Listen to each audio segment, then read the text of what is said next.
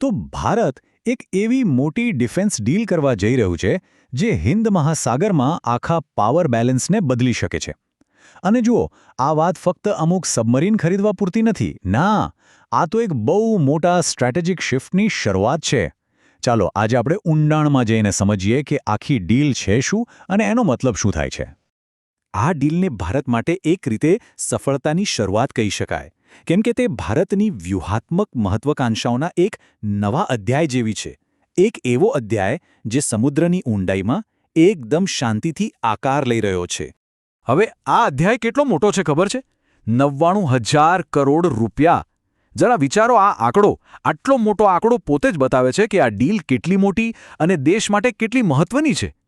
આ પૈસા 6 અત્યાધુનિક સબમરીન પાછળ રોકવામાં આવશે, જે આવનારા સમયમાં ભારતની દરિયાઈ સુરક્ષાનો ચહેરો જ બદલી નાખશે. પણ એક વાત છે, આ ડીલ કઈ રાતોરાત નથી થઈ ગઈ. ના, એની પાછળ તો વર્ષોની મહેનત અને કેટલાય પડકારોનો આખો ઇતિહાસ છે. ચાલો જોઈએ કે ભારત આટલે સુધી પહોંચ્યું કેવી રીતે. ઘણા વર્ષો સુધી ભારતે ફ્રાન્સ અને રશિયા જેવા દેશો પાસેથી આ ટેકનોલોજી મેળવવા માટે પ્રયાસ કર્યા, પણ કોઈને કોઈ કારણસર વાત આગળ જ ન વધી. એટલે જર્મની સાથેની આ પાર્ટનરશિપ એ ખાલી એક ડીલ નથી, એ તો લાંબા સમયના પ્રયત્નો પછી મળેલી એક મોટી સફળતા છે. પણ સવાલ એ છે કે આ સોદા માટે આટલી ઉતાવળ શું કામ? કારણ સિમ્પલ છે. ભારત સમુદ્રની અંદર એના પ્રતિસ્પર્ધીઓ કરતાં ટેકનોલોજીની રેસમાં પાછળ રહી ગયું હતું, અને આ ગેપ ભરવો બહુ જ જરૂરી હતો.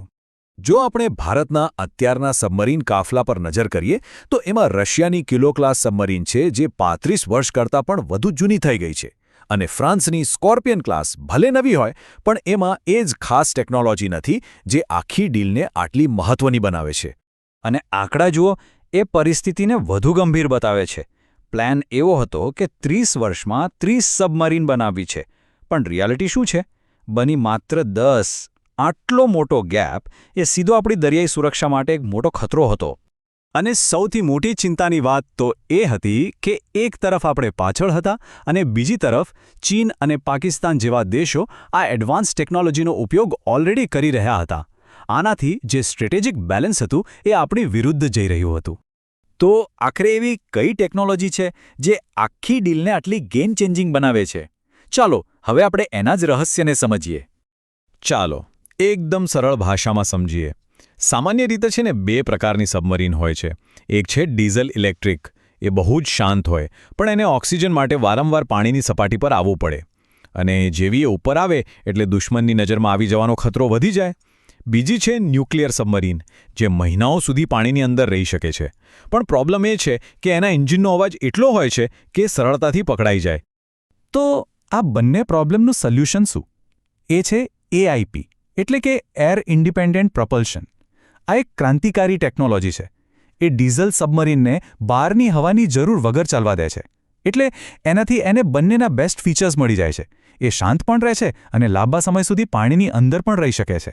જો હું સાવ સાદી ભાષામાં કહું ને, તો AIP ટેકનોલોજીવાળી સબમરીન દિવસો નહીં પણ અઠવાડિયાઓ સુધી પાણીની અંદર રહી શકે છે.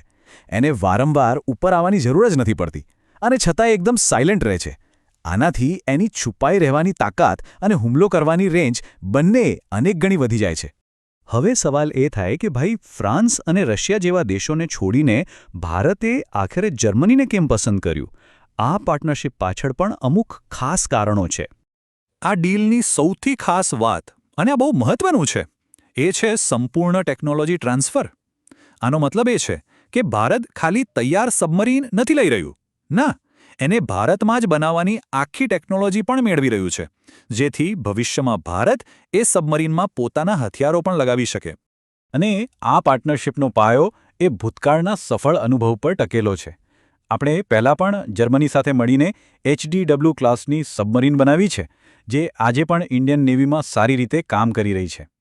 એટલે આ જૂનો ભરોસો જ ભવિષ્યની સફળતા માટે એક પ્રકારની ગેરંટી છે. તો આટલી મોટી ડીલ છે, તો એને મંજૂરી મળવાની પ્રોસેસ પણ લાંબી હશે, ખરું ને? ચાલો એને પણ ટૂંકમાં સમજી લઈએ. વેલ, આ મંજૂરી માટે 2 સ્ટેપની પ્રોસેસ હોય છે. પહેલું સ્ટેપ, ડિફેન્સ એક્વિઝિશન કાઉન્સિલ. આ કમિટીએ તો ડીલને ગ્રીન સિગ્નલ આપી દીધું છે. હવે બસ બીજો અને છેલ્લો સ્ટેપ બાકી છે. પ્રાઇમ મિનિસ્ટર જેનું નેતૃત્વ કરે છે એ કેબિનેટ કમિટી ઓન સિક્યોરિટીની મંજૂરી. એટલે કે આ ડીલ હવે લગભગ ફાઇનલ સ્ટેજમાં જ છે. અને જ્યારે આ ડીલને ફાઇનલ મંજૂરી મળી જશે ને ત્યારે એની અસર ખાલી ભારત પર નહીં પણ આખા હિન્દ મહાસાગર ક્ષેત્ર પર પડશે. એક નવી વ્યૂહાત્મક વાસ્તવિકતા ઊભી થશે. જરા કલ્પના કરો, એક સબમરીન આપણા કિનારેથી નીકળે છે અને પછી અઠવાડિયાઓ સુધી કોઈને ખબર નથી કે એ ક્યાં છે, અને પછી અચાનક એ દુશ્મનના દરિયાકાંઠા પાસે દેખાય. આ જે અદૃશ્ય રહેવાની તાકાત છે ને, એ જ સૌથી મોટો ડર, સૌથી મોટો પ્રતિરોધ છે. કોઈપણ દેશ હુમલો કરતા પહેલા 100 વાર વિચારશે. તો અંતે સૌથી મોટો અને મહત્વનો સવાલ એ છે કે જ્યારે ભારતને આ શાંત, છુપી અને ઘાતક શક્તિ મળશે ત્યારે હિન્દ મહાસાગરમાં પાવરનું બેલેન્સ કેવી રીતે બદલાશે?